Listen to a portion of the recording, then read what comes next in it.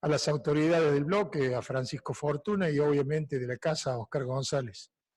Así que está claro que el ministro va a comenzar haciendo un raconto, un panorama de la situación en la que está el mundo del trabajo en Córdoba en el marco de la pandemia y de la emergencia. Y obviamente, como es de rigor, luego daremos la palabra para que haya lugar a las preguntas que los legisladores quieran formular. Les reitero el agradecimiento y el saludo a todos y a algunos a los que no veía hace bastante, así que aunque sea a la distancia, les mando un abrazo a todos. Ministro.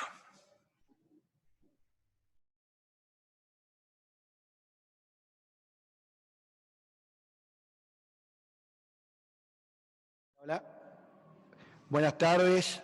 En primer lugar, gracias Pepe, Oscar, Fran, legisladores, legisladoras. Para mí es un orgullo y un privilegio compartir esta reunión con la idea de que ustedes conozcan cómo se desarrolla hoy en nuestra provincia, quizás con alguna referencia al orden nacional y también, ¿por qué no?, al orden mundial, en el contexto de esta pandemia del coronavirus, del COVID-19, que verdaderamente ha irrumpido y ha provocado una enorme disrupción en el mundo que conocíamos y en el funcionamiento de ese mundo donde todos más o menos estábamos familiarizados en el día a día y en la cotidianeidad de cada una de las actividades y de los quehaceres de la sociedad. Sin duda que la primera cuestión que hubo que resolver cuando se decretó la pandemia, por allá por el mes de marzo, por parte de la Organización Mundial de la Salud, y apareció el decreto de necesidad y urgencia 260 del presidente de la Nación que prorrogó la emergencia sanitaria por el término de un año. En ese periodo ventana que fue entre el 12 y el 19, entre el 12 y el 19 de marzo, se generó en ese contexto un vertiginoso trabajo para ver cómo nos íbamos a adaptar ante lo que ya se preveía que iba a ser el aislamiento, que aparecía según los sanitaristas, los epidemiólogos y los especialistas como principal remedio preventivo que debía tener la población, las personas, los individuos en todo el mundo, para prevenir los contagios, o al menos la velocidad del proceso de contagio y de infección.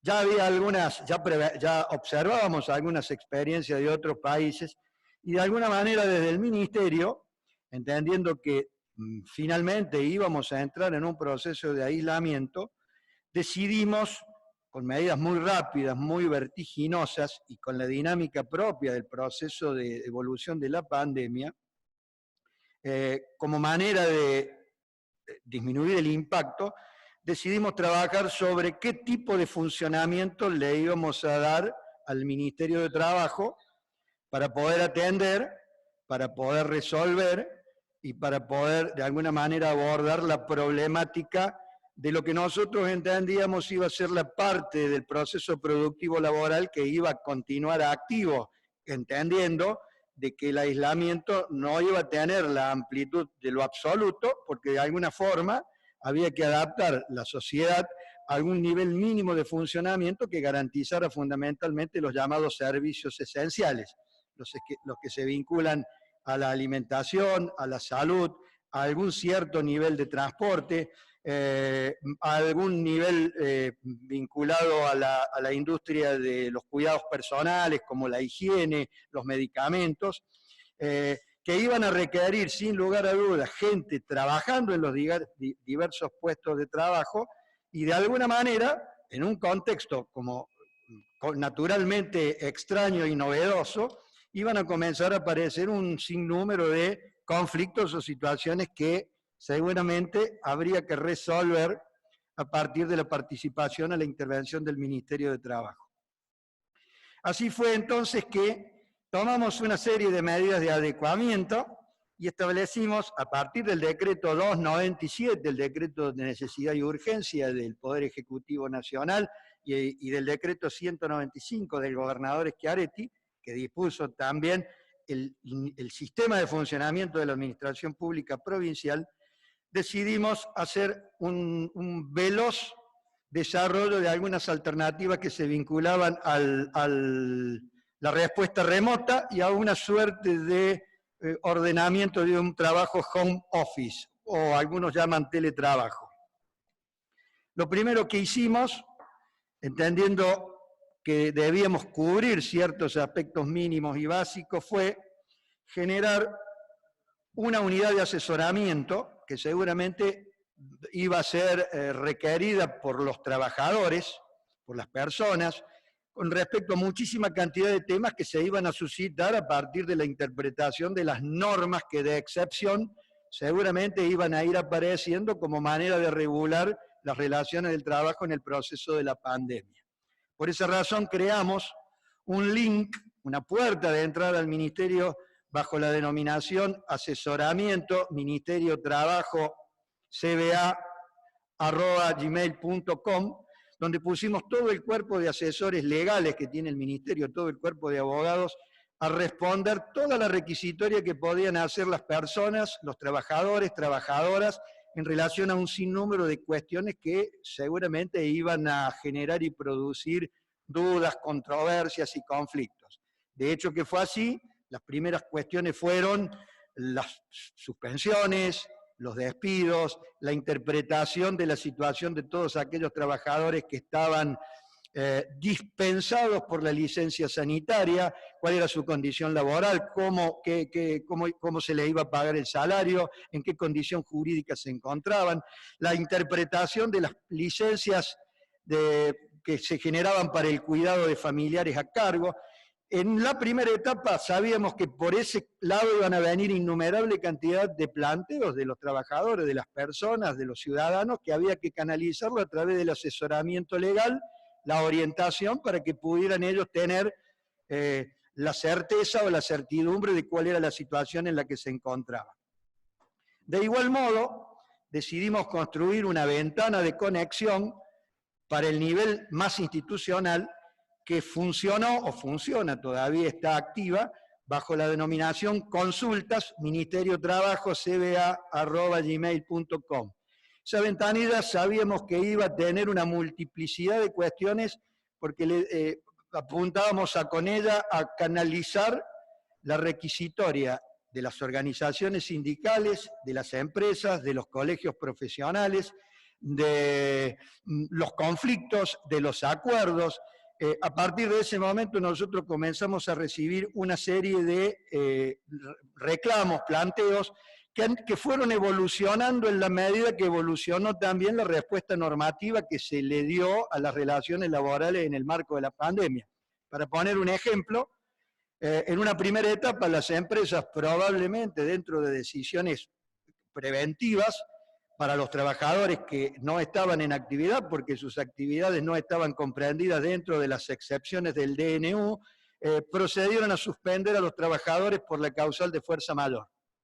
Esa fue la primera, ahí hubo una situación de conflictos, hasta que posteriormente el decreto de necesidad y urgencia 329 dispuso que los despidos, las suspensiones por fuerza mayor y por razones económicas quedaban suspendidas por 60 días. Por lo tanto, el primer escenario, que era un escenario de dificultad, de duda, quedó zanjado en la medida que la evolución de la respuesta normativa de fondo iba marcando nuevos niveles de respuesta. A partir de esa segunda fase, de ese decreto 329, del DNU 329 del presidente de la Nación, supimos que las únicas suspensiones que eran válidas, que tenían eficacia jurídica, eran aquellas que se pudieran formular a través del mecanismo del artículo 223 bis de la Ley de Contrato de Trabajo. Es decir, suspensiones por fuerza mayor concertadas por la empresa con el sindicato o la empresa con sus trabajadores, compensadas a través de un concepto remuneratorio de carácter, una asignación compensatoria de carácter no remunerativo y homologadas por la autoridad del trabajo. Todas esas cuestiones que se fueron dando comenzaron a entrar en esos dos niveles de respuesta que el Ministerio dispuso para seguir atendiendo mínimamente la requisitoria de los usuarios habituales del Ministerio. En esa primera parte fue muy importante el acompañar el funcionamiento que preveía la normativa, especialmente el decreto 297, en cuanto a las actividades que eran exceptuadas porque se consideraban servicios esenciales. Evidentemente eso generó una fuerte actividad interpretativa de acompañamiento, de interpretación, de acercamiento entre las empresas y los sindicatos, y también de actividad de inspección. Una de las cuestiones que dispuse como ministro de Trabajo era mantener activo el servicio de inspección laboral, especialmente el de higiene y seguridad, el de CIMAT, que por supuesto están colaborando desde el comienzo del aislamiento en todo lo que es el control, la fiscalización y la supervisión de las normas de higiene y seguridad en general, las que son normales y habituales en las diversas actividades, pero en particular a través del control de la aplicación de los protocolos que se van elaborando con la supervisión del COE para todas aquellas actividades que por el decreto 297 o por las disposiciones que la jefatura de gabinete posteriormente fuera produciendo, debían volver a la actividad o debían retomar algún nivel de actividad, lo que implicaba el compromiso de gente trabajando en un lugar seguro bajo una determinada definición de organización laboral. Eso trajo otro problema, porque nos llevó a hacer una interpretación de que había actividades exceptuadas de manera directa, es decir, aquellas que estaban expresamente vinculadas a un servicio de naturaleza esencial. Voy a poner un ejemplo para que los legisladores lo comprendan. Una fábrica de respiradores. Evidentemente la fábrica de respiradores, por la naturaleza del objeto de producción, implicaba que debía volver al nivel del trabajo bajo una forma de organización laboral, cumpliendo el aislamiento, cumpliendo los protocolos de bioseguridad, pero también había que resolver el problema de la cadena de abastecimiento o de la cadena de valor que ese fabricante de respiradores artificiales necesita que funcione para poder cumplir la producción. Esto generó también un enorme proceso de acompañamiento del Ministerio de Trabajo para resolver cuánto, de qué modo, en qué circunstancias, con qué dotación de personal y con qué protocolos de seguridad o de bioseguridad comenzaba a trabajar la empresa que produce o fabrica algún componente o alguna pieza o el cableado que requiere el respirador artificial para que el mismo pueda ser producido. Esto nos llevó a la definición de las actividades exceptuadas de carácter indirecto, que finalmente terminan quedando incorporada por formar parte de la cadena de valor de una actividad que está exceptuada por ser un servicio esencial. Esta primera etapa, sin duda, se caracterizó en general por todas estas cuestiones, pero como yo dije recién, el proceso fue muy dinámico y muy evolutivo. Inmediatamente vino la segunda etapa, donde sin que dejen de existir esos problemas originales que más o menos se fueron acomodando en la actividad diaria y en el acompañamiento, apareció la segunda parte, que eran sin lugar a dudas la complejidad de los coletazos de esa primera etapa y que se iban a expresar en pagos insuficientes, demora en los pagos, falta de pago, suspensiones dispuestas de manera unilateral, contrariando lo que el decreto 329 había establecido. Entonces ahí apareció una segunda etapa de acompañamiento del Ministerio, donde tuvimos que converger en una serie de acciones para que las organizaciones sindicales, los trabajadores y las empresas fueran resolviendo y componiendo estos aspectos que tenían que ver con, entre otras cosas, las dificultades en el pago, al mismo tiempo que comenzaban a aparecer la respuesta de las ayudas que las normativas venían estableciendo para que las empresas pudieran paliar y acompañar el cumplimiento de sus obligaciones salariales. ¿Tá? El decreto 322, que después fue modificado por el 376, las líneas de crédito bancario con las diversas tasas que los bancos ofrecieron para que las empresas pudieran tomar crédito para poder cumplir con sus obligaciones salariales.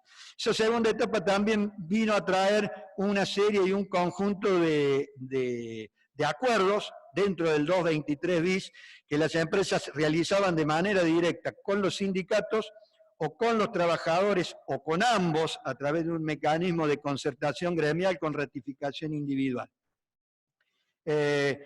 Persistía también la discusión de cuáles eran las actividades que debían incorporarse nuevamente al ciclo productivo, en la medida que también la propia normativa que regulaba el aislamiento social preventivo y obligatorio iba generando mayor apertura o mayor flexibilidad.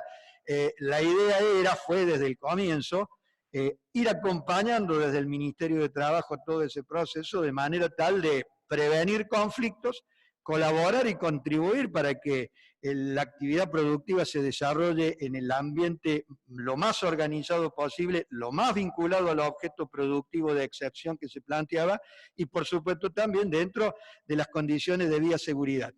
Eso llevó en una tercera etapa a que con el Ministerio de Industria configuráramos una unidad de monitoreo de gestión de actividades exceptuadas que comenzó a funcionar bajo la supervisión del COE. Sin duda, esto fue así porque la producción de los protocolos de todas las actividades que lenta y paulatinamente se iban incorporando al proceso productivo activo, iba a requerir que tanto el Ministerio de Industria como el Ministerio de Trabajo aportáramos desde el punto de vista técnico, desde el punto de vista fundamentalmente operativo, algunas ideas que podían plasmarse en los protocolos seguros que las empresas que por las diversas circunstancias debían volver al trabajo, tuvieran que cumplir. Y que al mismo tiempo nosotros debíamos controlar. Entonces, a partir de esa tercera etapa, decidimos configurar esta unidad de gestión conjunta con la Secretaría, con el Ministerio de Industria, donde la Secretaria de Trabajo y el Secretario de Industria están integrados en el COE, han trabajado en el desarrollo de todos los protocolos, participan en el control de ellos a través de la inspección del Ministerio de Trabajo, que está a disposición de las necesidades del COE, por supuesto de los sindicatos y de las empresas, para trabajar en la supervisión del cumplimiento del cumplimiento de los protocolos y de las condiciones de higiene y seguridad. En esta etapa, la cuarta, esta etapa, a partir de la evolución y de la dinámica, como ustedes van viendo desde el primer día hasta hoy, fueron pasando diversidad de situaciones con marcadas diferencias desde el punto de vista jurídico, a partir del acuerdo de la CGT, el acuerdo que fue recientemente homologado por el Ministerio de Trabajo y de la resolución 397 que prevé un mecanismo de adhesión, el acuerdo de la Unión Obrera Metalúrgica, el acuerdo que recientemente ha celebrado la Federación Argentina de Comercio y Servicios, han ido marcando un nuevo escenario donde los acuerdos sectoriales o los acuerdos a nivel de CGT en el tercer nivel, el nivel confederado, marcan una referencia ordenatoria de más o menos cómo se puede mantener el nivel de ingreso de aquellos trabajadores que por circunstancias vinculadas a la imposibilidad de que sus empresas trabajen puedan volver a la actividad. Recordando que los despidos están prohibidos por el decreto 329 por 60 días, están prohibidas las suspensiones de manera directa, las únicas suspensiones existentes y válidas son las del 223 bis, todos los despidos que puedan realizarse en ese contexto son declarados ineficaces o nulos, de hecho que nosotros hemos generado declaraciones de nulidad en algunos casos que han llegado a conocimiento del Ministerio donde hubo despidos, y en función de eso tenemos un escenario donde, por un lado, esas normas de protección del empleo, más las diversas normas de ayuda que van recibiendo el sector empresario para atender las obligaciones laborales, son los elementos que tenemos que tratar de conjugar para mantener el nivel de empleo. Con respecto a eso, decidimos abrir una unidad de asesoramiento para que las empresas pudieran asesorarse sobre los diversos planes o programas de ayuda que se promovían desde el ámbito nacional o bien desde el ámbito provincial, a los efectos de que pudieran acceder a los recursos económicos para atender esta cuestión.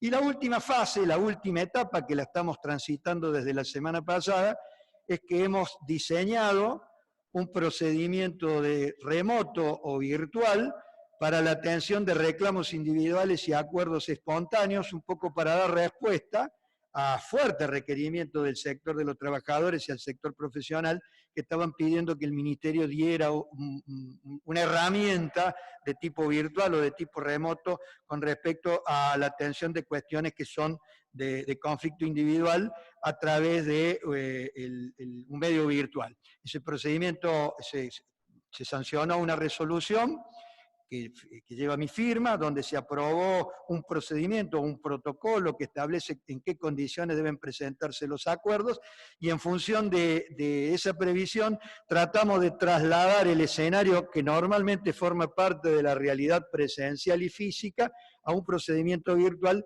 tratando de dotar de la máxima garantía posible a los acuerdos que realicen trabajadores con sus empresas, con la mediante intervención de los profesionales.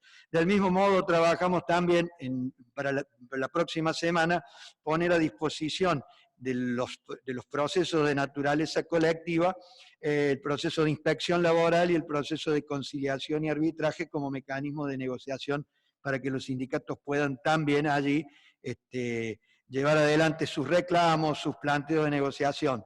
Todo ello sin haber anulado completamente, estimados legisladores, el funcionamiento del Ministerio. Cuando hubo que convocar a una audiencia de tipo presencial, la hemos hecho con todos los recaudos posibles desde el punto de vista de cantidad de gente, aislamiento, distanciamiento social, uso de barbijo, alcohol en gel, medidas de higiene, tratando en todos los casos de minimizar al máximo las posibilidades de contagio. Ministro, antes de darle la palabra a los legisladores que la soliciten, yo le pediría, aunque no es estrictamente de su ámbito, una reflexión sobre los sucesos de ayer y anteayer, o de anteayer sobre todo, en donde hubo algunas dificultades en la realización de asambleas particularmente. Nos gustaría escuchar cuál es su visión sobre el tema. Bueno, sabía que Pepe me iba a plantear eso. A ver, yo estimo oportuno plantear esto porque es un hecho recurrente, ocurre siempre, no de manera absoluta y permanente, pero ocurre que a veces cuesta lograr la sinergia entre la mirada que por ahí pueden tener los fiscales en el ejercicio de su actividad dentro del Ministerio Público, con la de los organismos que tenemos la responsabilidad de administrar, como en el caso nuestro, lo que es la dinámica de las relaciones laborales y de las relaciones sindicales, especialmente en situaciones de conflicto, que es donde, por lo general, suele aparecer la mirada del Ministerio Público, en tanto y en cuanto muchas veces los conflictos que se expresan y se materializan en la realidad generan una cierta situación de desorden o de ruptura del orden público, corte de calles, piquetes que obstaculizan la circulación del público. Esto ocurrió siempre o ocurre permanentemente. Hay siempre un espacio de negociación, porque cuando uno de estos conflictos laborales aparece en el escenario, siempre aparece porque primero lo toman los medios, la primera expresión, muchas veces hoy la presencia de los medios en la conflictividad de la sociedad está en el primer nivel de intervención, es lo primero que se activa, otras veces por la denuncia de la organización sindical que anticipa las medidas que lleva adelante, y muchas veces por la denuncia empresarial, que es la que de alguna manera es el sujeto, parte del sujeto afectado por las medidas. En ese contexto siempre hay tensiones entre la mirada que tenemos desde el Ejecutivo y el control de las relaciones laborales y la mirada que tienen en algún momento el Ministerio Público, que no es general, tiene mucho que ver quizás con el contexto, la situación, la mirada del fiscal, su habitual manera de resolver las cosas, su modalidad de gestión como fiscal, y muchas veces ocurren este tipo de asimetrías en cuanto a la coincidencia, que puede provocar que alguien se vea como que se está vulnerando, se está restringiendo, se está afectando la garantía sindical. De parte del Ministerio de Trabajo nosotros nunca lo hemos hecho, de hecho que entendemos que la actividad sindical no solo es el conflicto, también es la inspección, la negociación colectiva, y nosotros hemos habilitado y habilitamos permanentemente esa situación desde el Ejecutivo con la clara convicción de que las herramientas que genera la actividad sindical, que están garantizadas por el artículo 14 bis y toda la normativa que la regula y el convenio 87 de libertad sindical de la OIT, es de cumplimiento obligatorio, también entendiendo que no existen derechos absolutos, ninguno de ellos, están los que expresamente están reglamentados por una norma y están los que van siendo reglamentados por el principio de razonabilidad.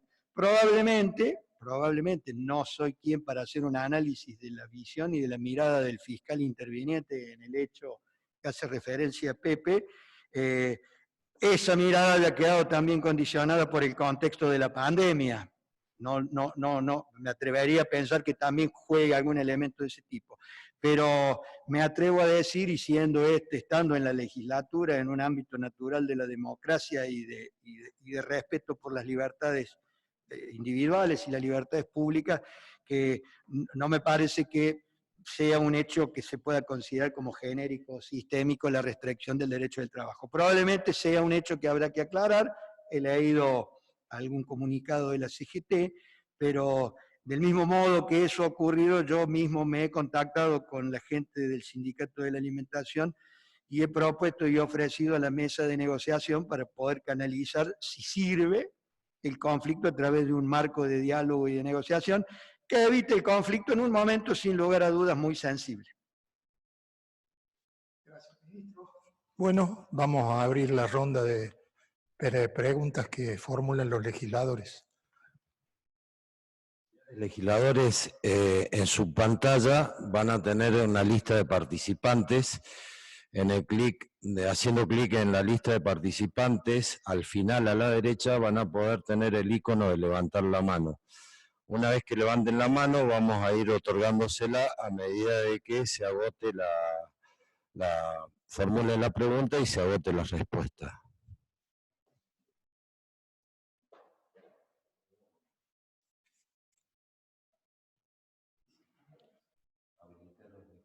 A ver. ¿Nadie quiere preguntar? La legisladora María Rosa Marcone ha solicitado la palabra. Tiene la palabra, legisladora Marcone. Buenas tardes, ministro.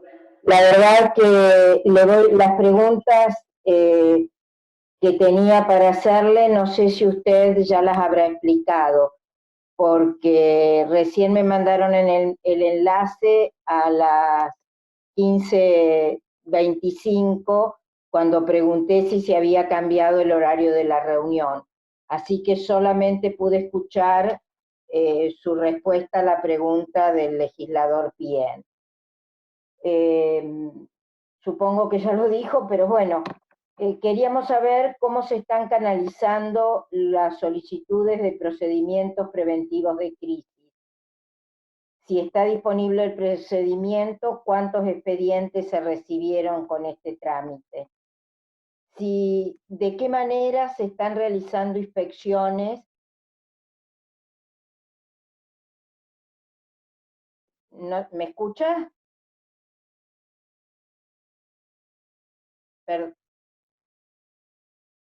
Bueno, asumo que me escuchan. Bueno, acá recibo un mensaje de la legisladora Irasusta que tampoco recibió el código para unirse a la reunión, así que si se lo pudieran mandar, les agradecería.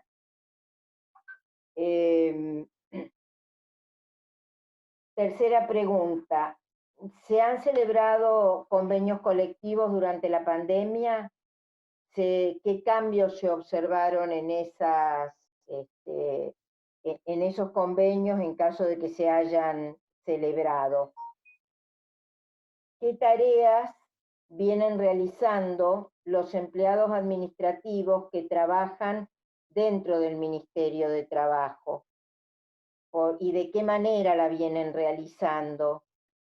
Y si existe algún medio por el que se puedan celebrar acuerdos en los procedimientos administrativos contenciosos por violación a los derechos de los trabajadores en este ámbito de la pandemia.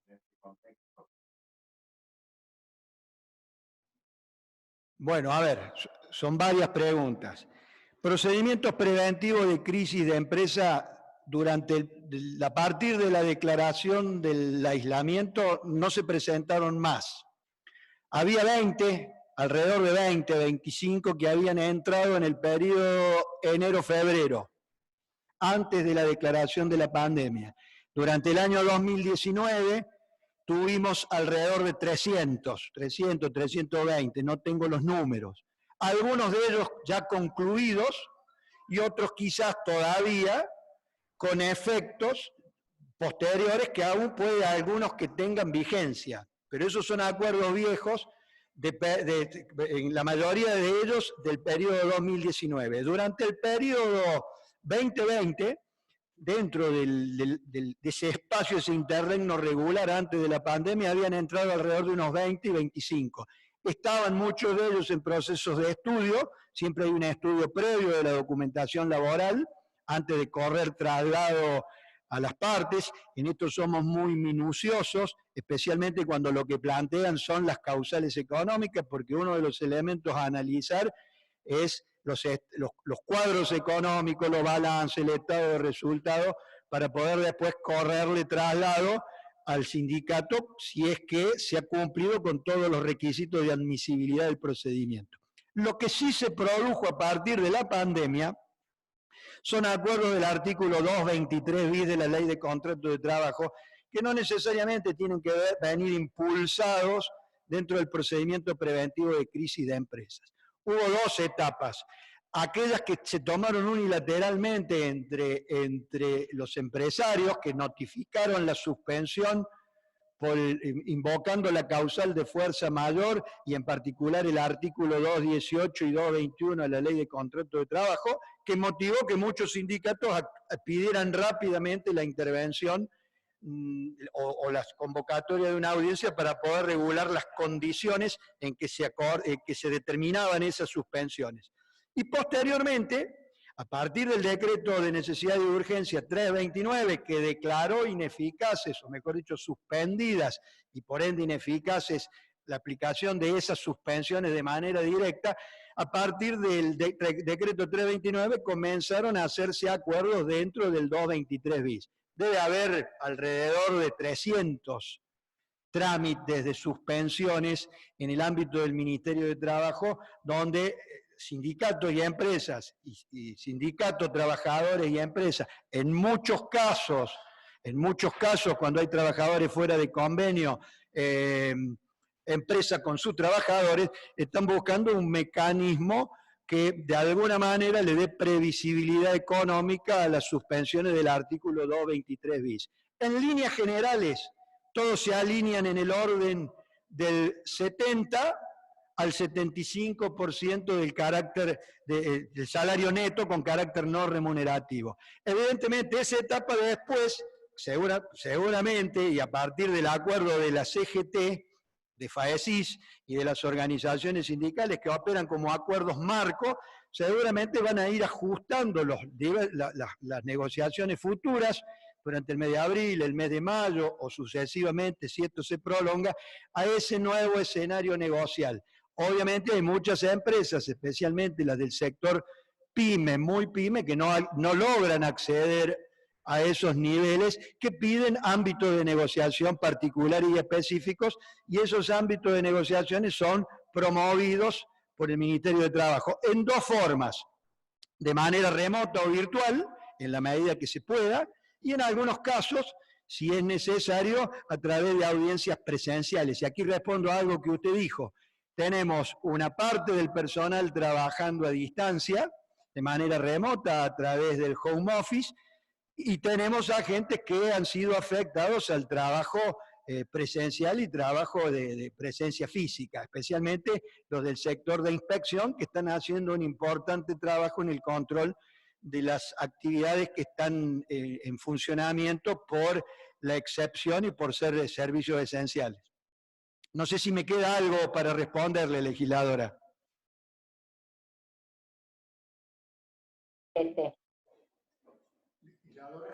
¿Están satisfechas las preguntas o queda algo todavía? Legisladora Marconi. No. Están todas, porque ya me contestó también lo de las inspecciones que están realizando. Gracias, ministro. Gracias a usted, legisladora. Tiene la palabra la legisladora Soledad Díaz García.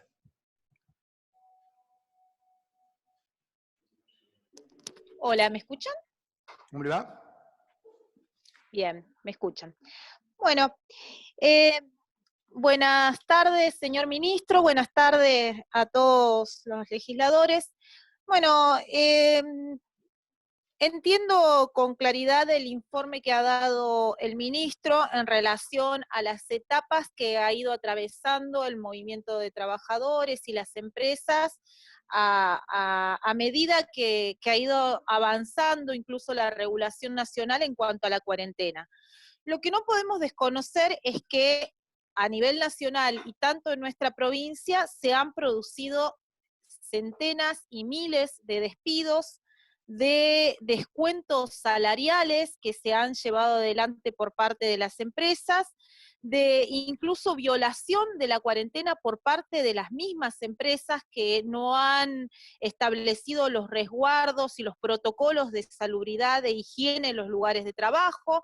No ha existido un control en ese sentido y las denuncias han sido múltiples, al punto de que en los últimos días hemos incluso constatado cómo los trabajadores han comenzado a reclamar en relación a estas problemáticas a partir incluso de la organización sindical.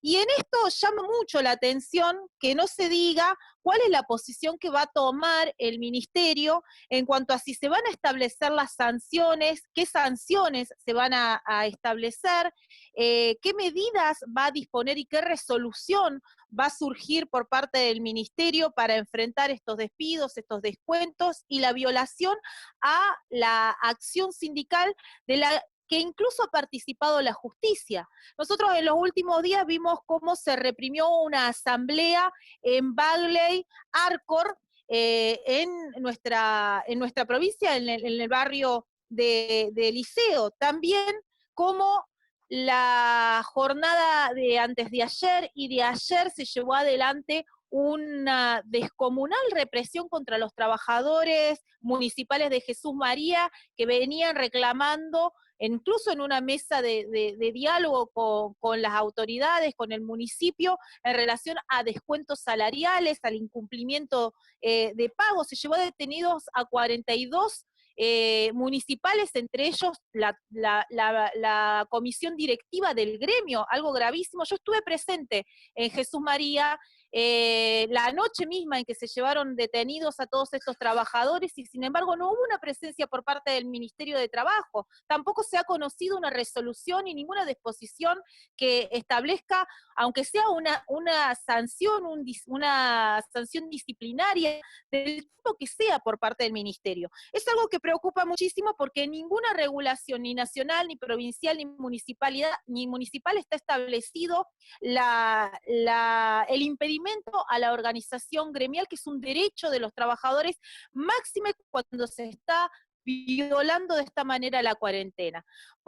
Entonces quisiera, en principio, que el ministro me responda en relación a qué disposición se va a tomar en respecto a estas cuestiones, en cuanto a la violación de la cuarentena, a los despidos, a las suspensiones, al problema de la acción gremial que se debe garantizar, con los resguardos obviamente del caso, de qué manera se garantiza los protocolos de seguridad y salubridad, y por último consultar también al ministro cuál es la posición que toma el Ministerio de Trabajo frente a este planteo de que se van a reabrir grandes industrias como la metalmecánica y la metalúrgica, que establece alrededor de 10.000 trabajadores que vuelven a trabajar en una de las industrias que claramente no tiene carácter esencial y que por último tiene las espaldas suficientes para cubrir los salarios en su totalidad de todos los trabajadores y sin embargo está volviendo a reabrir las puertas. ¿Cuál es el control que va a tener este ministerio? No solamente en relación a tomar una posición de que si corresponde o no que se abran, y en segundo lugar el tema de los protocolos de seguridad e higiene en estos frentes. Vamos por parte. En primer lugar, el tema Jesús María, usted lo conoce bien, que ayer se cerró un acuerdo, ayer por la tarde, luego a partir de que el Ministerio de Trabajo tomara la primera intervención, cuando lo requirió los dos sujetos del conflicto. El Ministerio de Trabajo no tiene nada que ver con los hechos del día lunes. Ese es un episodio, como hablábamos recién, que tiene que ver con la mirada del fiscal, que entendió, bien o mal, no soy quien para juzgarlo, que se estaba violando la cuarentena. Ese es el objeto. Había 41 personas en el corralón y habían armado, por lo que se sabe, un partido de fútbol. Pero aún así, ayer el Ministerio de Trabajo intervino, fijó una audiencia a las 15:30 y se arribó a un acuerdo, con lo cual el mecanismo de garantía que el Ministerio de Trabajo le da a los trabajadores y a las organizaciones sindicales es el pleno dentro del contexto en el que estamos. Y usted lo sabe bien porque su marido es el abogado del sindicato y participó ayer en el acuerdo con el intendente. Por lo tanto, me parece que quería aclarar eso. Como primer punto, me refiero al doctor Navarro.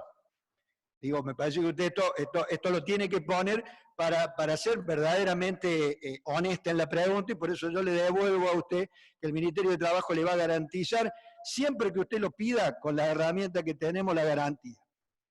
Todos los despidos y las suspensiones no concertadas y acordadas son nulas, se declaran ineficaces.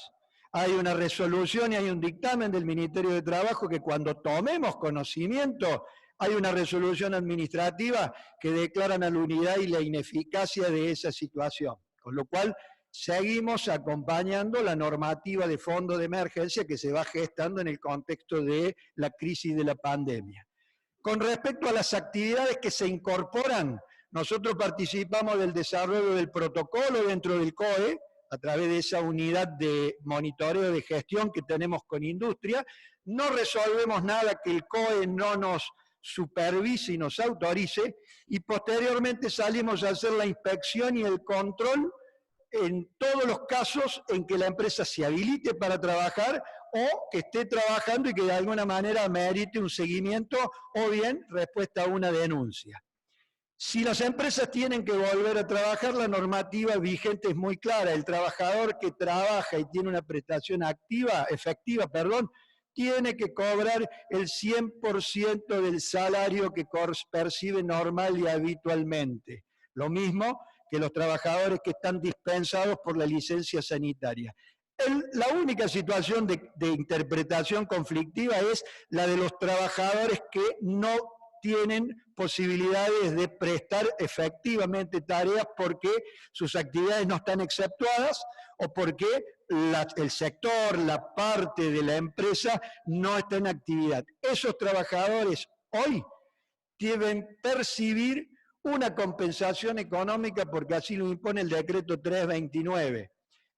Esa prestación compensatoria no remunerativa será la que acuerde su sindicato como sujeto negociador, con el consentimiento o la ratificación de los trabajadores, o la que su sindicato y las empresas adhieran en el marco de las disposiciones de los acuerdos nacionales de tipo marco que estableció la CGT la UOM o FAESIS, que son los 3 acuerdos que hoy tenemos como marcos referenciales.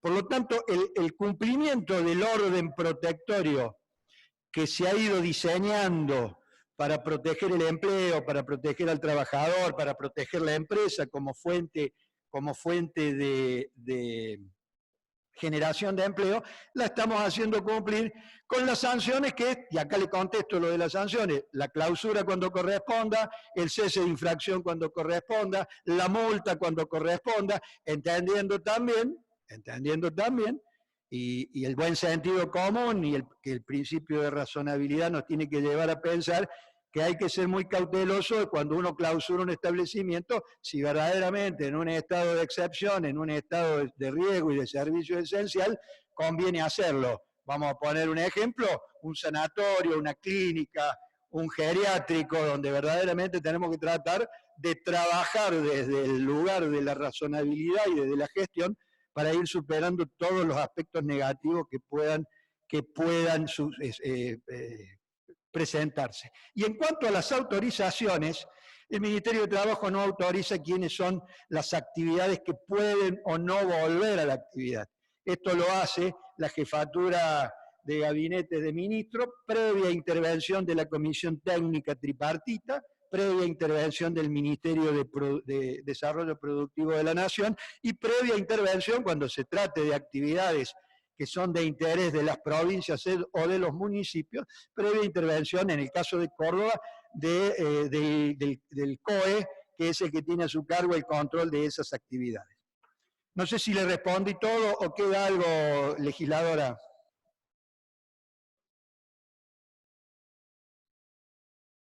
Legisladora, ¿agotó la respuesta? ¿Tiene algo pendiente? Ahora sí. No, es que estaba silenciada.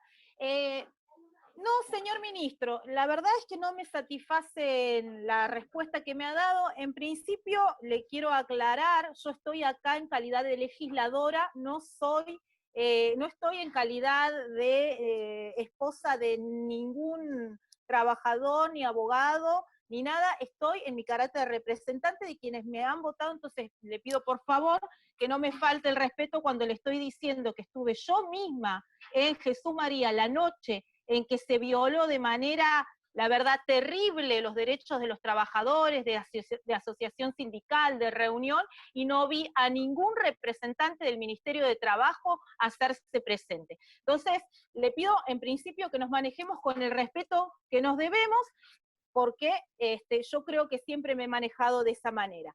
Eso por un lado. En segundo lugar, quiero aclararle también que sí, efectivamente, el Ministerio, 24 horas después de los hechos sucedidos y que fueron de público conocimiento en nuestra provincia, se acercaron y finalmente los trabajadores pudieron firmar un acta en el que lamentablemente tuvieron que atravesar todos los atropellos que han atravesado y que hasta el día de hoy todavía siguen viendo de qué manera recuperan sus automóviles, sus motos, y bueno, hay un montón de cuestiones personales que finalmente han sido perjudicados. Entonces, en ese sentido es que creo y tengo el derecho de poder plantearles si este ministerio va a tomar algún tipo de medida en relación a esas cuestiones, porque sabemos que no es que los trabajadores han llevado adelante un reclamo de un momento a otro, sino que ya venían discutiendo esta cuestión desde hace un tiempo y desde el municipio no se les daba respuesta. No se trata de una cuestión de cómo tiene la mirada la fiscalía y cuál es la mirada del sindicato y cuál es la mirada de los trabajadores y cuál es la mirada del Ministerio de Trabajo. El Ministerio de Trabajo debe velar por los derechos de los trabajadores, ese es su rol, está para garantizar eso, y por eso es que también la pregunta mía en relación a cuáles son las sanciones disciplinarias y cómo se están llevando adelante por parte del Ministerio es esencial para resguardar los derechos de los trabajadores. Acá no alcanza con decir que los despidos son nulos, que los salarios se deben pagar de manera íntegra a cada uno de los trabajadores, porque eso no está ocurriendo. usted mismo debe saber que han llegado cientos y cientos de denuncias al ministerio y sin embargo hasta el momento no han encontrado respuesta y por eso han sido los mismos empleadores los que han obligado a los trabajadores a tener que salir a organizarse en asamblea, a tener que tomar medidas de acción como las que han tomado los trabajadores de Jesús María, los de Arcor Bagley, y sin embargo no existe ninguna garantía para ellos. Entonces, mi pregunta siempre, insisto, tiene que ver fundamentalmente con que el organismo, el Ministerio de Trabajo, que debe velar por esos derechos, asegure los derechos de los trabajadores para que tengan al menos la garantía de organizarse en reunión y a través de sus sindicatos. Eso, por un lado, se lo quiero aclarar, y por último, si bien usted, señor ministro, ni el Ministerio de Trabajo son los que disponen cuáles son las industrias que deben reabrirse, sí me parece que tienen que tomar algún tipo de pronunciamiento con respecto a si corresponde o no corresponde, porque no lo deciden, pero no son convidados de piedra a la hora de defender los derechos de los trabajadores. Y en este caso se ha violado, tanto en Jesús María como en Arcor, y de la misma manera entendemos se está violando con la reapertura de estas industrias que no existe ninguna necesidad de que se abran, y más cuando se va a exponer a tantos trabajadores a el riesgo de contagio. Más que nada también teniendo en cuenta de que tampoco está asegurado el cumplimiento de los protocolos de salubridad e higiene, ya lo estamos viendo en los principales frentes de batallas en contra del virus, que son las clínicas, los hospitales, donde los principales contagiados incluso son el personal de salud. Imagínense que si esto ocurre en los hospitales, ¿cómo va a ser el cuidado a los trabajadores en fábricas tan importantes como la metalúrgica y la metalmecánica? ¿Tengo que contestarle? Perdón, ¿cuál es la pregunta? La última intervención suya, ¿cuál es la pregunta? Porque parece más bien un comentario. ¿Me oye ahí? Parece más bien un comentario.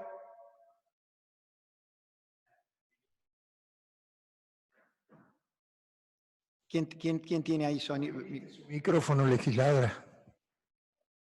Ahora sí, no me abrían el micrófono, por eso no le podía contestar. No, es simplemente decirle que no me ha respondido ninguna de las preguntas que le he formulado. Le he formulado de qué manera va a defender el Ministerio de Trabajo a los trabajadores, de qué manera se garantiza el derecho de reunión, de qué manera se garantiza que se cumplen los protocolos de seguridad e higiene, qué pronunciamiento va a tomar respecto a la apertura de industrias como la metalmecánica y la metalúrgica, y ninguna de las preguntas ha sido respondida. Si tiene algo para agregar, más allá de que yo soy compañera del abogado de los municipales de Jesús María, me gustaría que lo agregue, y si no, bueno, lamentablemente no me satisface la respuesta del señor ministro. A ver, Soledad, creo que le había contestado. Las preguntas que usted me hizo recién, yo ya se las contesté, por más que no le gusten, por más que no esté de acuerdo, y respeto su posición. Usted me preguntó si el Ministerio garantiza los derechos de los trabajadores. En la medida que el Ministerio tenga intervención, va a poner todas las herramientas que la ley le acuerda para hacerlo.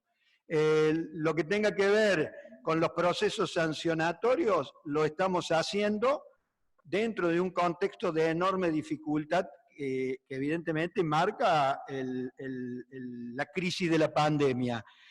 Las autorizaciones a las empresas no es un resorte del Ministerio de Trabajo, nosotros vamos a acompañar ese retorno a la actividad en el cumplimiento de las normas de higiene y seguridad y las normas de cumplimiento de los protocolos de bioseguridad. Lo demás me parece que es un comentario suyo, crítico, yo la respeto. La prueba está que intervenimos, es que ni bien tomamos conocimiento de lo que había pasado en Jesús María, en menos de 12 horas estábamos sentados con un funcionario tratando de que el sindicato y el municipio lograran un acuerdo que finalmente, dentro de la autonomía colectiva, el sindicato de trabajadores municipales y la municipalidad acordaron. Esa es una función central del Ministerio de Trabajo, promover la negociación colectiva y la resolución de conflictos. Por lo tanto, yo me parece que lo que usted me preguntó, creo habérselo respondido.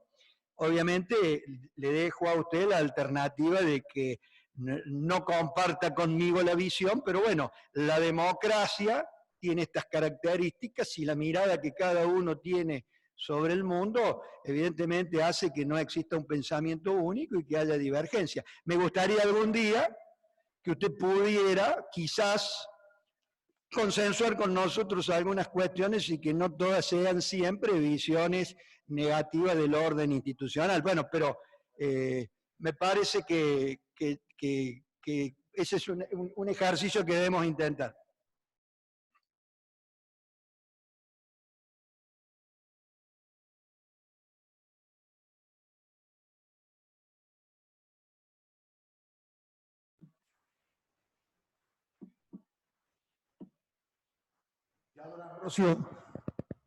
Hola, ahí sí no escuchaba, perdón. Perdón. Hola, ministro, presidente, buenas tardes a todos los legisladores. Bueno, algunas preguntas y algunos comentarios. Primer tema, ministro, no sé si se me escucha correctamente, pero el primer tema es cuando usted define el rol del Ministerio de Trabajo, si el Ministerio asume que tiene el rol de defender al trabajador, pero también de defender a la fuente de trabajo, porque indefectiblemente es muy difícil defender al trabajador si no arrancamos también por generar de manera integral una defensa de la fuente del trabajo. Si eso está dentro del marco de lo que ustedes tienen previsto. Segundo tema, con relación cuando planteó usted el inicio de la tercera etapa, respecto de que están evaluando juntamente con el Ministerio de Industria cómo se abriría esta tercera etapa, la pregunta es, ¿a cuántos trabajadores se incorporarían en esta tercera etapa a la actividad que hoy estén fuera de actividad? Si ustedes tienen algún número aproximado de la cantidad de trabajadores, sería importante conocerlo. Por otro lado, permítame hacer un comentario en disidencia con lo que comentó la legisladora anterior. No tiene, de ninguna manera se puede decir, mire, lo esencial, más allá de que nosotros como legisladores pretendamos decir cuáles son los servicios esenciales, lo esencial es el trabajo. El trabajo es el medio de vida y el trabajo individualmente de cada uno es un servicio esencial para cada familia. De manera tal que no podemos calificar. La metalmecánica y la metalúrgica también fabrica portazueros, fabrica desinfectores, fabrica cama, estructura para hospitales, rampas para discapacitados. Es un absurdo plantear de que esas empresas no son de servicios esenciales o en su defecto proveedores de autopartes, piezas y material de ensamble con otras estructuras que trabajan en materia de lo que se ha declarado como indispensable. De manera tal que lo más importante es que todos puedan volver al trabajo. Y yo celebro si hay un protocolo en conjunto entre trabajo y el Ministerio de Industria para que también la metalmecánica y la metalúrgica, que son trabajadores, que son muchos, que son importantes y que están en crisis desde antes de la pandemia, puedan volver lo más rápido a trabajar, porque eso va a traer alivio a cientos de miles de cordobeses que realmente necesitan de la fuente del trabajo para poder hacerlo. Otro tema, ministro, es si usted tiene algún número establecido de cuánta gente perdió la fuente de trabajo en lo que va de este año, antes de la pandemia, porque sabemos que el tema se recrudeció. Si bien es cierto que hay una medida del gobierno nacional que es la que impidió o la que prohibió el despido por 60 días, también es verdad que tras Cartón hay una medida encubierta que es acordar la baja de los salarios, que por el otro lado, lo que no son despedidos se termina pagando en el conjunto. Si bien las consecuencias, por supuesto, no es la misma un despido que una baja de salario, también ha habido una flexibilización en términos de esto. Porque acá lo que hay que comprender es que cuando salgamos de la pandemia, señor ministro, está bueno que el Estado le ponga plata en el bolsillo a la gente para que la gente pueda comer todos los días. Pero está bueno que el Estado cuide a las empresas para que la gente, cuando salga de la pandemia, tenga a dónde ir a trabajar. sino cuando salgamos de la pandemia le vamos a tener que seguir poniendo plata en el bolsillo de la gente, seguramente una plata que ya no va a estar y las empresas tampoco van a estar. Por eso yo planteo la idea de un cuidado integral. Por último, ministro, plantearle si respecto, usted tiene alguna información respecto a que se haya realizado en algunas jubilaciones algún recorte de los que están cobrando en estos días. A mí particularmente me han llegado reclamos que no sé si son cuestiones individuales o hay una cuestión colectiva respecto al recorte de alguna jubilación. Por ahora nada más, muchas gracias. Voy a tratar de acordarme. No, bien, a la primera pregunta. A ver, el trabajador es un sujeto de preferente tutela constitucional. El artículo 14 bis así lo establece y todo el orden normativo implica la construcción de un protectorio del trabajador que está siempre en las relaciones contractuales de tipo productivo, que son relaciones de poder, como dicen algunos adoctrinarios, necesita de un orden público laboral que lo ponga en equilibrio con el poder que puede ejercer el sector empresario, atento ser el titular de los factores de producción y por lo tanto tener la potestad de organizar, dirigir y ordenar su empresa. Bien. Con lo cual, eso va de suyo que el rol del Ministerio de Trabajo es controlar la aplicación de todo ese orden normativo en defensa del trabajador, por eso requiere la asistencia de las organizaciones sindicales, que han sido pioneras en esto. Es más, el derecho del trabajo nació primero siendo derecho colectivo, y después con las primeras organizaciones obreras allá a finales del siglo XIX, y después con el orden normativo a través de la acción de la legislación que vino acompañando también todo ese proceso de evolución social. Ahora, cuidar al trabajador en las relaciones de naturaleza capitalista, nuestras relaciones de empleo privado están dentro de ese contexto, implica también proteger la fuente que genera el trabajo, que genera el empleo, que sin lugar a duda es la empresa. Ese equilibrio que debemos lograr está presente en cada una de las intervenciones del Ministerio de Trabajo cuando promovemos, por lo general, la mejor herramienta que tiene el mundo obrero para progresar, que es la negociación colectiva. Creo que es una falacia creer que el sector obrero, los colectivos obreros o de trabajadores progresan por la mera acción del conflicto. El conflicto es un medio y no es un fin. La lógica es tratar de que el conflicto, la presión en una relación de poder asimétrico, implique poder sentarme en una mesa con el sector patronal, con el aval del Estado en la medida de lo posible, ahí es donde juega ese orden público equilibrador, que son todas las normas protectoria del derecho del trabajo, para que se logre ese inestable equilibrio entre el capital y el trabajo, el cual nosotros promovemos permanentemente. Por eso puse como ejemplo lo que dije antes en el caso de Jesús María, que tomamos intervención inmediata, que hubo conocimiento de esa situación, y generamos ayer una mesa de diálogo que terminó a altas horas de la noche con un acuerdo solo por un mes. El mes que viene habrá que seguir negociando. Entiendo yo que si el sindicato suscribió y firmó ese acuerdo es porque satisfizo el interés de sus representados. Lo mismo, lo que dije antes, en el conflicto de Bagley, automáticamente propusimos u ofrecimos nuestra mesa de negociación para que el sindicato con la empresa pudieran zanjar los motivos del conflicto. ¿Cómo? Ven, pese a que es un conflicto nacional porque involucra al Grupo Arcor en su totalidad. Esa era la primera pregunta, pero que filosófica, que marca una matriz de conducta y de comportamiento del rol del Estado. Después usted me hizo una segunda pregunta, repítame la que me quedó en el tintero.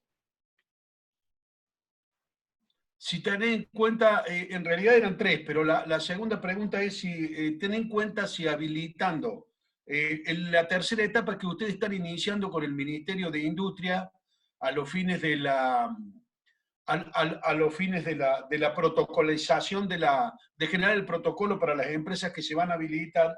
Si ustedes tienen idea qué cantidad de trabajadores pueden volver, si tienen un número aproximado, ¿cuántos serían los trabajadores que volverían a esta tercera etapa? Bien. A ver, la primera etapa la marcó el decreto 297, el DNU. El artículo 6 enumeraba en 22 incisos, creo, cuáles eran las actividades que en esa primera fase del aislamiento resultaban necesarias o esenciales para que hubiera un funcionamiento mínimo de una sociedad, de una comunidad que iba a estar guardada. Nadie sabía por cuánto tiempo. ¿Está?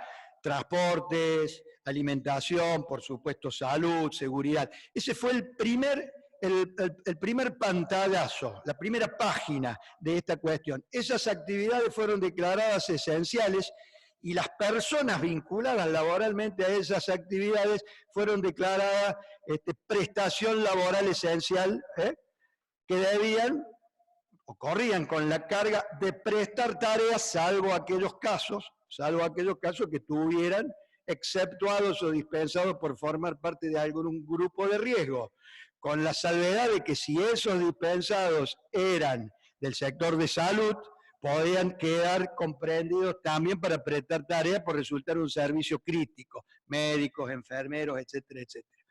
Posteriormente, ese funcionamiento de la sociedad, que debía acompañar el aislamiento, fue requiriendo de una mayor vinculación con parte del sector del proceso productivo que se vincula a las cadenas de valor de cada actividad, que tienen que ver, en parte, con esta idea de que para poder cumplir el servicio esencial es necesario que se vaya activando una parte de esa cadena de valor que abastece para que no termine siendo una cuestión abstracta, la declaración de un servicio esencial que a su vez no tenga la provisión necesaria para poder funcionar. Yo puse un ejemplo recién cuando hice la introducción, y es una empresa que hace el cableado para los respiradores, que hace la empresa Tecme, que es un orgullo que tenemos en la provincia de Córdoba. Seguramente se hubiera paralizado si la empresa MAPSA, que es una empresa del sector metalúrgico que produce cables para la industria automotriz, pero también para los respiradores, no hubiera habilitado al menos la línea de producción para poder abastecer al sector de producción de algo tan esencial como es la industria que fabrica el respirador. Esa segunda fase se vino ajustando a partir de decisiones administrativas de la jefatura de gabinete y que fueron en todos los casos analizadas exhaustivamente en el órgano de control nacional, que era el Ministerio de Economía y el Ministerio de Desarrollo Productivo. Esas disposiciones fueron ampliando sucesivamente a través de diversas disposiciones, esta quizás es una segunda etapa, un montón de actividades que lentamente tenían que ir incorporándose a esa primera oleada de empresas exceptuadas. En todos estos casos, en todos los casos, y esto lo digo con absoluta convicción, fue necesario poner por delante de la apertura y de la organización del proceso productivo la aplicación de los protocolos de bioseguridad. Ahí es donde todos los protocolos fueron apareciendo y fueron marcando las líneas rectoras de lo mínimo que debían cumplir todas las empresas para poder trabajar en un ambiente seguro. Aislamiento, control de entrada, control de egreso, elementos de protección personal, asistencia permanente en la medida de lo posible del sector de seguridad y de salud de la empresa, cumplir con los protocolos y las declaraciones juradas, la trazabilidad del traslado y la movilidad del trabajador de la casa al trabajo y del trabajo a la casa, la recomendación de que se trabajara en turnos rotativos, 15 días con 15 días de aislamiento en la medida que fuera posible, o alguna alternativa que evitara el conglomerado absoluto de toda la masa de trabajadores que integra la empresa, la posibilidad de que se convocara a trabajadores y que ellos no viajaran en el transporte público, que esa es una fuente de alto riesgo, que se movieran a través de sus propios medios. Con la Secretaría de Transporte elaboramos un convenio con la Cámara de Transportes Especiales para que las combis de que normalmente prestan el servicio de transporte escolar pudieran trasladar a los trabajadores todo a cargo de las empresas. Algunas empresas a esto lo han hecho. En el caso de Volkswagen, que es reciente, los trabajadores que se incorporaron en la primera tanda fueron 250 trabajadores que tenían medio de movilidad propia. Posteriormente se incorporaron 200 más que están en igual situación.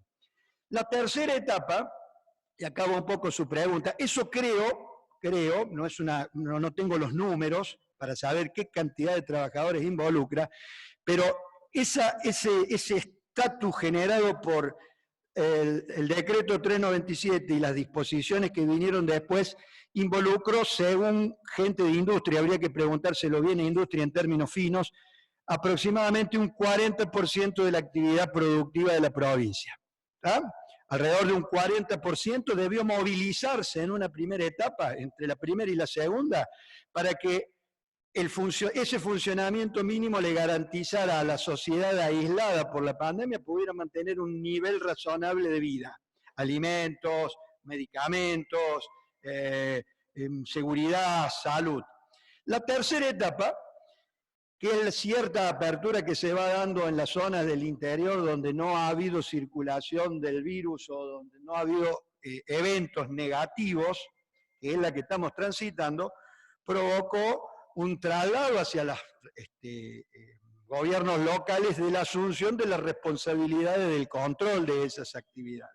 En las denominadas, en el caso de Córdoba, y en el resto del país también ha seguido un poco esta lógica, las llamadas zonas blancas, o ciudades blancas, o regiones blancas, donde se fue habilitando determinadas actividades, todo bajo un estricto protocolo, que tenían que ver con actividades profesionales, tenían que ver o tienen que ver con actividades comerciales, reguladas bajo pautas que vayan permitiendo un orden razonable y que no se provoque esto una estampida masiva de gente circulando, y un determinado nivel de la construcción privada.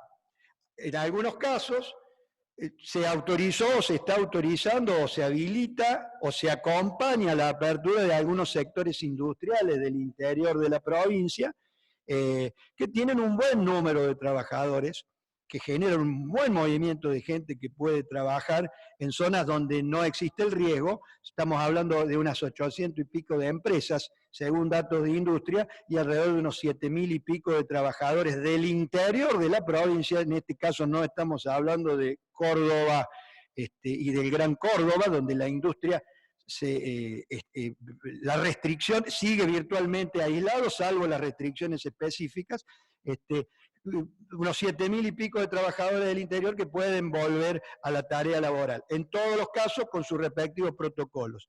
Y la última etapa es, la que se está transitando ahora, es que ciertas empresas, autorizadas también por el organismo de control nacional, especialmente del sector exportador, puedan volver lentamente a algunas actividades productivas, fundamentalmente en atención a la necesidad que, entiendo, la economía tiene de generar recursos y generar divisas para mantener la actividad económica.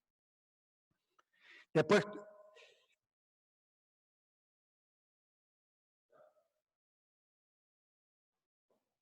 habilite el micrófono, legislador. Ahí está. Bueno, gracias. No, gracias, ministro. Gracias por la respuesta. Quedaron algunas cositas ahí. Pregunté si había algún conocimiento. Me han llegado algunas quejas de descuentos de algunas jubilaciones. Quiero saber si han sido casos individuales o si eso realmente se están aplicando algunos descuentos especiales o algo que nosotros estemos desconociendo. Y finalmente, si tenés también una cuestión de número, y entiendo que pueda no tenerlo, si tiene el ministerio el número de cuántos seguros de desempleo está pagando la ANSES en la provincia de Córdoba. Con esto no tengo más nada que preguntar. No, a la primera pregunta no tengo datos del tema de jubilación, no es ámbito de mi competencia, no podría aportar nada en términos de número que verdaderamente sea cierto, y a lo sumo sería un mero comentario que creo que sería irresponsable de mi parte. En el otro tema, sin duda que toda esta cuestión de la pandemia, la crisis de la pandemia que ha afectado la economía, la producción y por ende el trabajo, que siempre es un sector sensible, de manera inmediata. Cualquier situación que tenga de crisis en la sociedad impacta en el trabajo. Esto no hace falta que lo descubramos ahora, sea económico, sea como en este caso un hecho de fuerza mayor, una crisis sanitaria global, afecta el mundo del trabajo. Sin lugar a dudas, los números negativos que ya tenía nuestro mal llamado mercado laboral, para definirlo de alguna manera, cuando termine este proceso, y se van a agravar, se van a profundizar. Hay que tratar con diversas políticas y medidas de protección de que el impacto sea lo menos negativo posible para mantener, primero, la mayor cantidad de trabajadores vinculados a sus empresas, aún a riesgo en muchos casos, y así está siendo, de sostenerse bajando el nivel de ingreso. Esto evidentemente no es bueno, porque la caída del nivel de ingreso de los trabajadores implica también en la rueda de la economía, pero también preservando la mayor cantidad de empresas, porque va a ser tan duro como esto, el proceso post-pandemia. Por eso usted dijo algo recién muy interesante, es que el Estado, en toda su dimensión, en toda su definición, y cuando digo el Estado, involucro los 3 niveles de Estado, con un fuerte compromiso del sector productivo, empresario y del sector obrero sindical, deberán establecer una serie de medidas que van a ir más allá de la pandemia para tratar de generar un piso razonable para la recuperación en un contexto recesivo bastante largo y extenso. No va a ser fácil salir de esta historia. Los números del trabajo en la Argentina y tienen factores estructuralmente negativos que sin lugar a dudas en este contexto se van a profundizar. Y es muy probable que ciertos sectores, ciertas actividades que tenían un comportamiento económico razonable, aún con la dificultad de que se movían en situaciones recesivas o de economía negativa, se van a ver mucho más perjudicadas. Sectores como el hotelero, del espectáculo público, los cines, los teatros, los músicos, ciertas actividades individuales y oficios que le va a costar mucho volver a recuperar el nivel de actividad. Digo, el escenario que tenemos va a ser un escenario de enorme dificultad que va a requerir una gran inteligencia de parte de todos los sectores de la institucionalidad responsable y organizada. Partidos políticos, sindicatos, empresas, Estado, universidad, organizaciones sociales. Parece que hay que volver a construir una normalidad o una nueva normalidad que nos va a llevar bastante tiempo. Y evidentemente esos números estructurales del mal llamado mercado laboral argentino, que vienen de hace muchísimos años, en esta situación y nos genera complicaciones, porque la mayoría de las ayudas que se generan como respuesta desde el Estado, corremos el riesgo que casi siempre terminen quedando dentro de un ámbito de la economía y de la estructura económica muy formal. La Argentina tiene mucho trabajo pymes. El 75% del trabajo que genera la Argentina son pymes de menos de 50, menos de 25 personas, que evidentemente en una estructura económica como la Argentina, que lleva muchos años con dificultades, en muchos casos acceder a esos niveles de ayuda le resulta costoso, porque la mayoría de las líneas crediticias, de los programas de ayuda al salario o las diversas herramientas que se pueden usar, tienen la dificultad de que requieren y exigen un nivel de formalidad que en muchos casos la realidad argentina no demuestra. Por eso yo soy de los que creo que es importante el rol de las organizaciones sindicales en este caso, que sean capaces de bajar a través de mecanismos de negociación inteligentes, por supuesto protegiendo lo más que se pueda a sus trabajadores, a sus representados, pero también a la empresa para que no se nos caiga, a acuerdos previsibles, sustentables, que las empresas puedan cumplir en este proceso de la pandemia, y evidentemente que sean el piso en el cual empiecen a recuperarse en la medida que la economía se recupere después que termine la crisis sanitaria.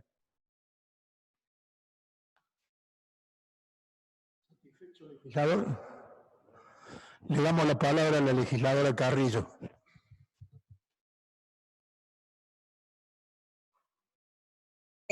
No sé si me escuchan ahí. ¿Sí? Buenas tardes, ministro. Buenas tardes a los legisladores y a las legisladoras. Bueno, como es por todos conocido y seguramente por usted, ministro, ya vamos transitando casi un mes del paro de transporte interurbano.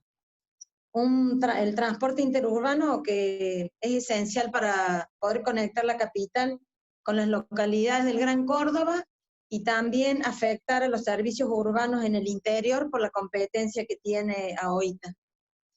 Esta suspensión o no prestación del servicio de transporte deja a miles de usuarios de a pie y que en este momento de transitar la pandemia les resulta muy difícil acceder con su reclamo al gobierno o a los medios, pero esos usuarios existen y están cubriendo ellos personalmente los costos de poder trasladarse. Hasta el comienzo del paro de transporte, las empresas prestadoras del servicio gozan de subsidios del Estado, los cuales vemos que a veces no son en la misma escala para todas las empresas, y las preguntas van a rondar en esto. Primero, ¿hay alguna política a corto plazo del gobierno de la provincia para poner en funcionamiento nuevamente este servicio de transporte? ¿Qué previsiones tiene el Estado provincial para contribuir al cumplimiento de las obligaciones de los empleados del sistema de transporte? Si me puede informar, ¿cuánto cubre de salarios y de cargas sociales los subsidios percibidos por las empresas prestadoras del transporte? Y si estas empresas que se encuentran en paro siguen cobrando esos subsidios del Estado. Y si la provincia tiene algún proyecto para activar los servicios de transporte en función de la liberación de las actividades productivas que se van a dar dentro de la cuarentena, que se van a ir activando progresivamente, y si hay alguna previsión por parte del Estado para contribuir al cumplimiento de las obligaciones salariales de los empleados del sistema de transporte. Bueno, a ver, en eso estamos. Hemos conformado una mesa de diálogo y negociación que en este momento está reunida en mi oficina. Yo la abandoné para venir acá, donde están las cámaras empresarias, el sindicato, por supuesto, el secretario de Transporte y funcionarios del Ministerio de Trabajo, tratando de juntar o hacer conjugar este rompecabezas complejo que es el sistema de que son los sistemas de transporte. ¿Está bien? Son varios los aspectos que han confluido negativamente, que ya venían desde antes y que en esta fase de la pandemia confluyeron para que se produjera esta circunstancia negativa de la interrupción del servicio de emergencia, y esto lo digo porque el sistema hasta el día 19 funcionaba con una relativa plenitud, y del día 19 en adelante, cuando se decretó el aislamiento, el 50% del sistema quedó parado por decisiones administrativas vinculadas al aislamiento, la media y la larga distancia. Esto implicó la configuración por parte de la Autoridad de Transporte, no tengo datos, no es mi cartera, de un esquema muy mínimo, muy básico, dentro de un contexto sanitario, que de alguna manera aconsejaba evitar el funcionamiento de los servicios públicos. No debemos olvidarnos que ese es, en el contexto de la circulación interjurisdiccional, un elemento negativo que provoca gente que se mueva de una localidad a otra, es un factor de riesgo. Dentro de ese contexto se produce el conflicto de naturaleza salarial del sindicato. El conflicto de naturaleza salarial del sindicato no tiene ni más ni menos que ver con el tema de que si el sistema no funciona o no funciona en plenitud, los recursos que aporta el Estado nacional y el Estado provincial no alcanzan para pagar la nómina salarial que perciben los trabajadores normal y habitualmente. ¿Está bien? Los subsidios fueron integrados en tiempo y forma por la provincia, posteriormente por la nación. Ahí se produjo un delay entre la llegada de unos y la llegada de otros, lo que provocó que los subsidios provinciales afrontaran un pago anticipatorio del salario, con la queja gremial por no haber cobrado íntegramente el salario, un reclamo gremial de cobrar el 100% de los salarios del mes de marzo, porque el conflicto se plantea por los salarios del mes de marzo, y que cuando llegó una semana después los fondos del subsidio nacional, fueron aplicados los subsidios nacionales también a completar la otra parte del salario. El resultado es que se cubrió alrededor del 70% de la masa salarial que implicaban los trabajadores del sistema con los subsidios. Y aquí hay que agregar un elemento, que me parece que es importante, que también es uno de los factores que hay que conjugar en este rompecabezas y se está debatiendo en esta mesa que hemos constituido en el Ministerio de Trabajo con Transporte, es que no había certeza de si los subsidios nacionales iban a continuar, se vencían el 30 de abril, los 4 meses que Nación había asegurado a efecto de que las provincias congelaran las tarifas de transporte, y cómo, y en su caso, cómo se iban a distribuir en lo sucesivo, porque aquí existe una larga historia en términos de los subsidios nacionales, donde muchas empresas, y el sector ahorita lo afecta casi en el 50% de su sistema, las empresas en más de 60 kilómetros no reciben subsidios. Por lo tanto, estaban en una situación de enorme asimetría con aquellas empresas de trayectos más cortos o el denominado interurbano o los urbanos del interior, que sí recibían en plenitud de subsidios. Eso siempre generó una profunda dificultad en el sector, ya sea para la negociación paritaria, para la negociación salarial. Digo, todo eso se acrecentó, se profundizó cuando el sistema quedó virtualmente paralizado y las empresas perdieron una de las fuentes de sostenimiento del sistema, que es el corte de boleto, el funcionamiento del propio sistema. Bueno, hoy, ¿qué tenemos de claro y de cierto? Analizamos que la flexibilización de la pandemia a partir de la próxima etapa, será la 4ª o la 5ª, ya perdí la secuencia, va a implicar quizás una mayor demanda por parte de los usuarios. Por lo tanto, trabajamos para darle respuesta con la demanda justa, en función de la cantidad de unidades o los diagramas que haya que hacer. Segundo, ya hay claridad con respecto a los subsidios. Los subsidios se van a mantener por un periodo de igual tiempo hasta agosto. Van a venir con una nueva distribución, más equitativa, donde van a incorporar a los llamados IP o empresas de más de 60 kilómetros. La provincia va a continuar y ratifica poniendo el componente de subsidio, que son subsidios directos por un lado y son los anticipos de los programas, boleto obrero, boleto estudiantil. Esto seguramente se lo tendrían que preguntar con más detalle al secretario de Transporte. La mala noticia de esto, y llegó hoy esta tarde en el medio de la audiencia, es que la AFIP comunicó a las empresas que habían pedido el beneficio del salario complementario por el decreto 376, que han venido bochados, que han venido rechazados. Por lo tanto, uno de los elementos con el cual trabajábamos para poner en el contexto como elemento también o como herramienta económica, hoy no la tenemos. Por lo tanto, hay una negociación, en este momento están ahí.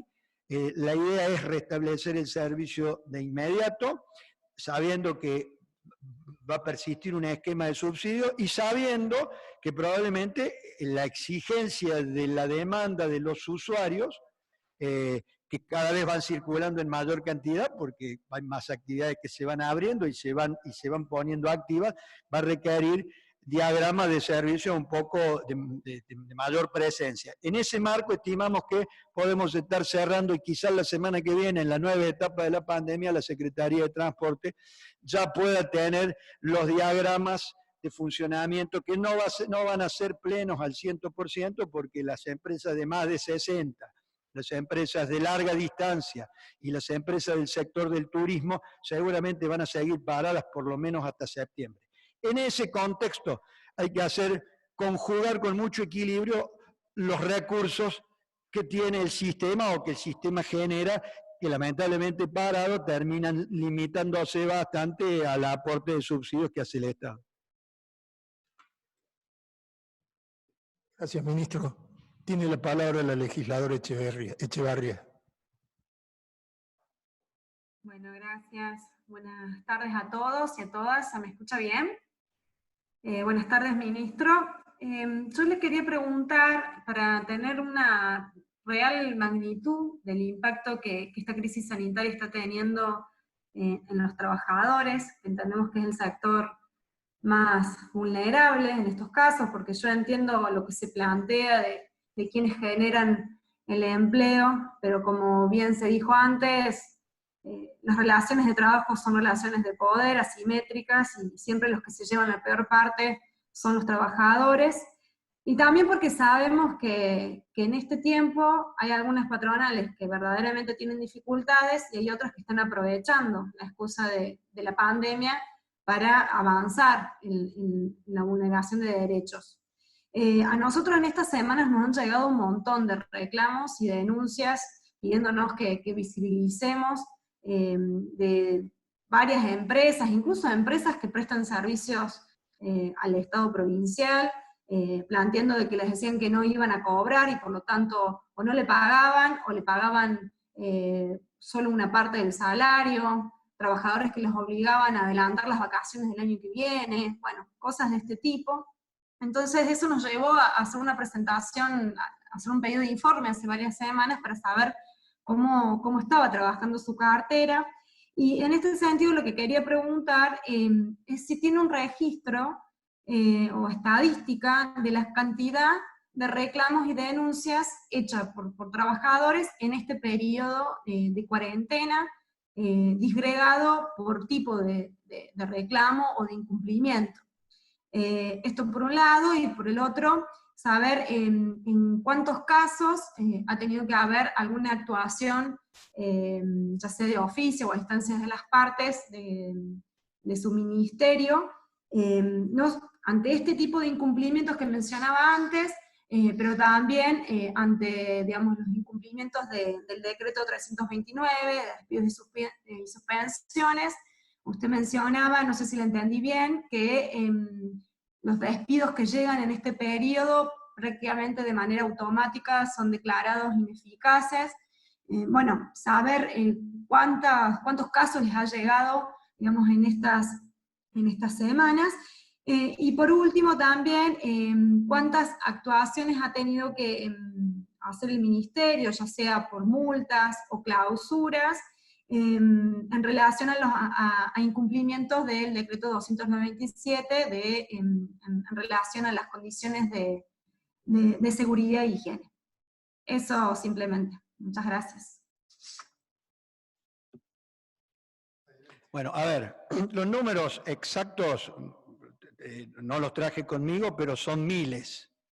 De consulta de los trabajadores, miles. En un horario de 8 de la mañana a 20 horas, donde están conectados los 18 o 20 abogados que tiene el Ministerio de Trabajo, entran innumerable cantidad de planteos, de consultas que hacen individualmente los trabajadores, así como muchos trabajadores consultan a otras organizaciones o a las estructuras políticas que ustedes representan, y me parece que es correcto. Quizás podríamos coordinar para que las organizaciones políticas también nos hicieran o nos acompañaran también en esa problemática, a ver si podemos colaborar o contribuir. Muchas de esas cuestiones son de naturaleza individual, muchos después se canalizan a través de la intervención de algún abogado. Las situaciones conflictivas de naturaleza individual tienen dos maneras de desarrollarse en el ámbito del Ministerio de Trabajo: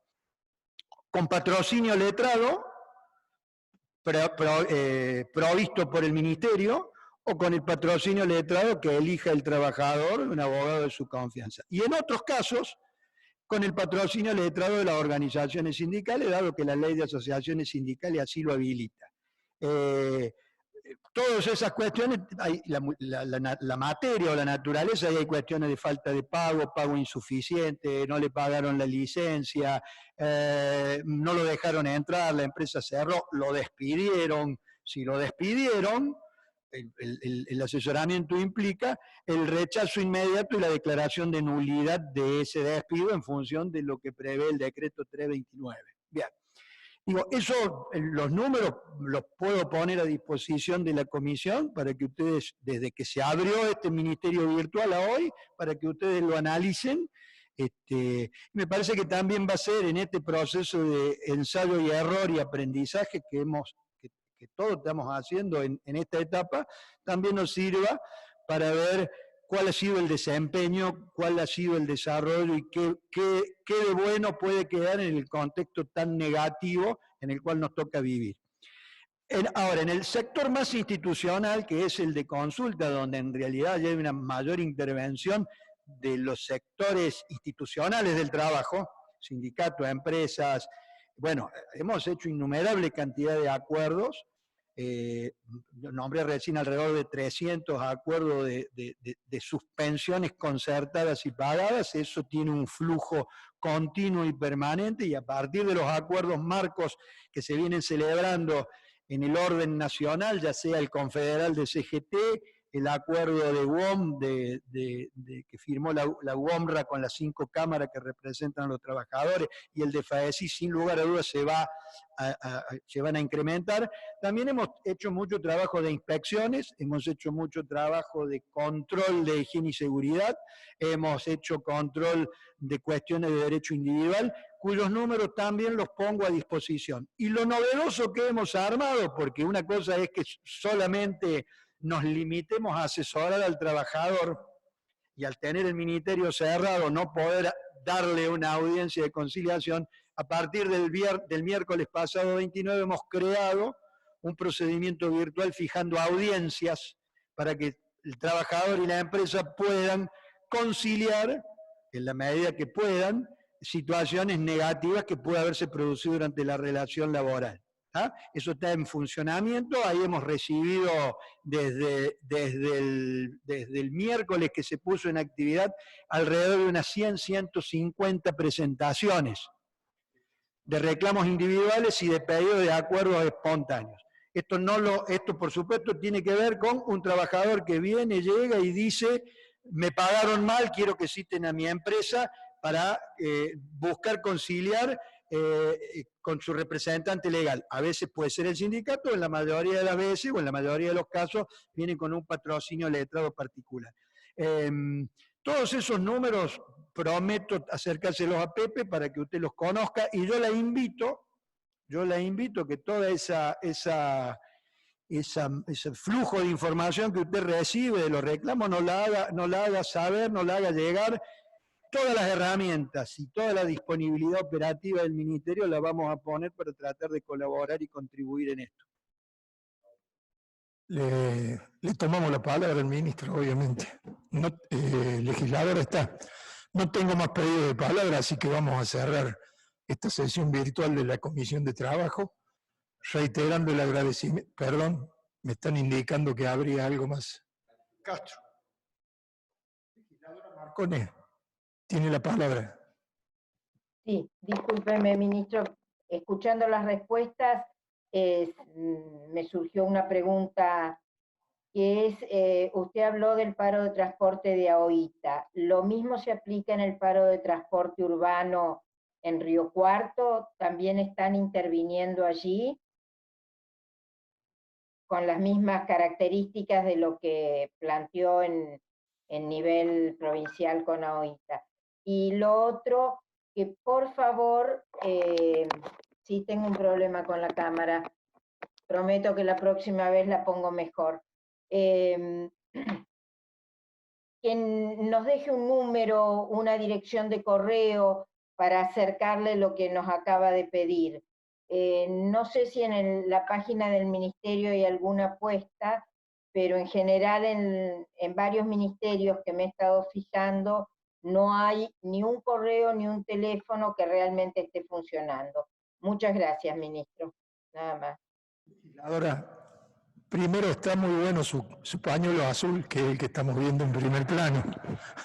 En segundo lugar, yo ofrezco que la comisión sea un vehículo en el caso de que no haya una dirección como la que usted reclama, por ejemplo, y a través de la comisión, obviamente que nos comprometemos a canalizar ese flujo de información del que se habla. Bueno, vamos a dar por cerrada la reunión, vamos a levantar la sesión. Castro.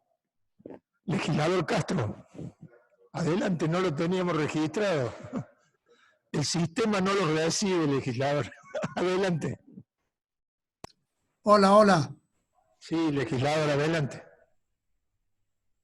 Sí, simplemente decirle buenas tardes a los legisladores y en especial la mesa que estamos compartiendo algo tan importante como una información para nuestros trabajadores de la provincia de Córdoba. Simplemente decirle que los trabajadores rurales del país, en la cual hemos estado prestando los servicios esenciales para que realmente podamos seguir elaborando los productos necesarios para la mantención y llevar el pan a la mesa de cada uno de los trabajadores, que realmente en la provincia de Córdoba ha sido todo un éxito, en la cual no hemos tenido ningún caso dentro de la pandemia.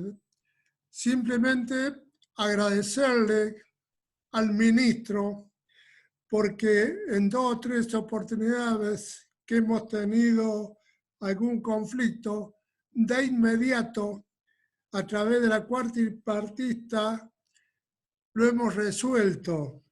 Y hay algo importante que quiero que conozcan tanto las colegas como los colegas legislativos, en el cual tenemos que estar orgullosos de nuestro Ministerio de Trabajo, ya que en el Consejo Federal lo han tomado la mayoría de los ministros de Trabajo de toda la República Argentina, o bien donde no hay ministerio, la Secretaría de Trabajo, como un ejemplo a Córdoba.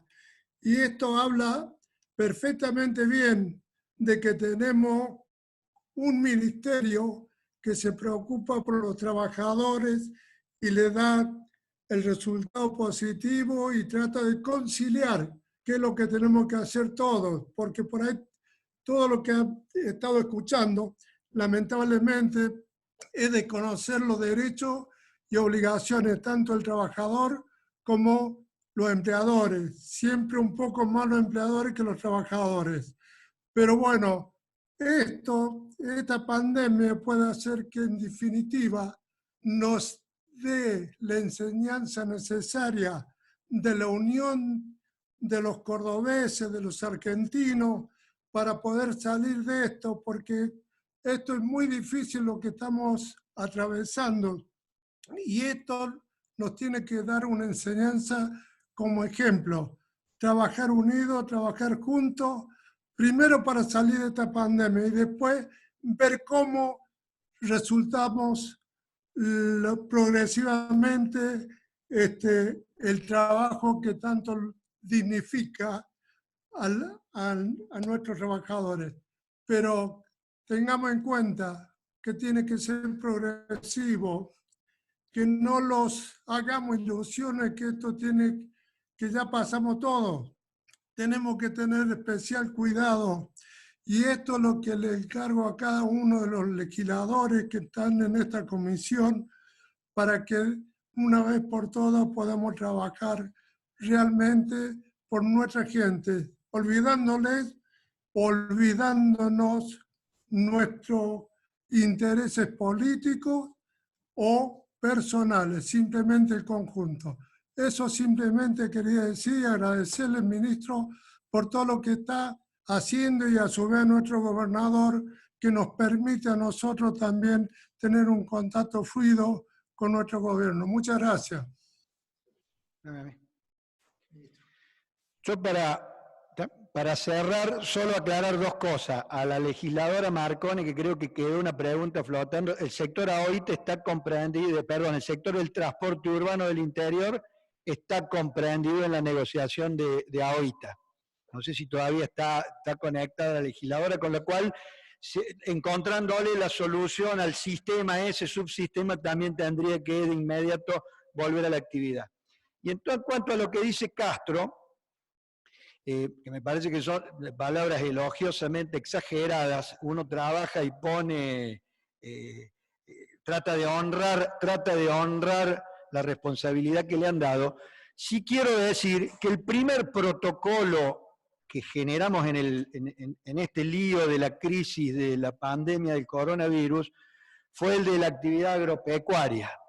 Lo elaboramos siempre con la supervisión del COE, lo elaboramos con el ministro Busso, todo el equipo técnico del Ministerio de Trabajo, con la gente de Agricultura y Ganadería, elaboramos el primer protocolo que está muy bueno.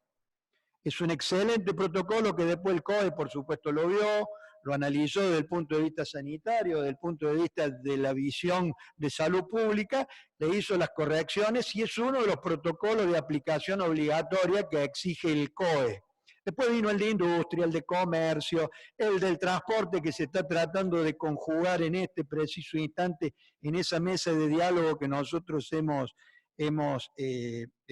impugnado, propulsado para resolver el conflicto.